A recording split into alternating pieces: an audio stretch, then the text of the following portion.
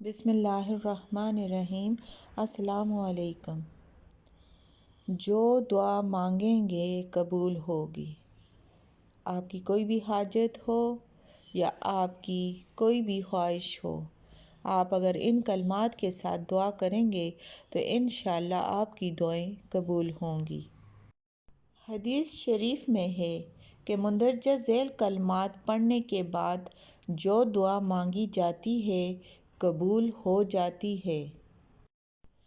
تو وہ کلمات کون سے ہیں میں آپ کو بتاتی ہوں۔ آئیے مل کر ان کلمات کی تلاوت کرتے ہیں۔ بسم اللہ الرحمن الرحیم۔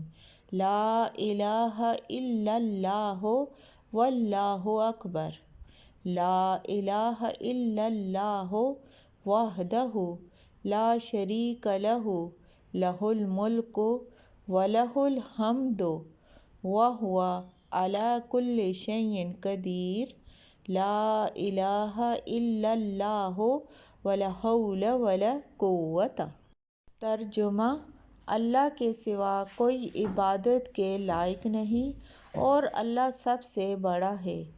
اللہ کے سوا کوئی عبادت کے لائق نہیں۔ وہ اکیلا ہے، اس کا کوئی شریک نہیں۔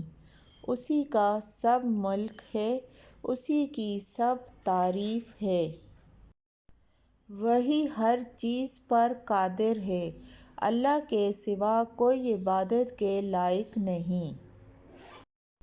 اور گناہوں سے بچنے اور نیکی پر لگنے کی طاقت صرف اسی عظیم، بلند و برتر ذات کی طرف سے ہے۔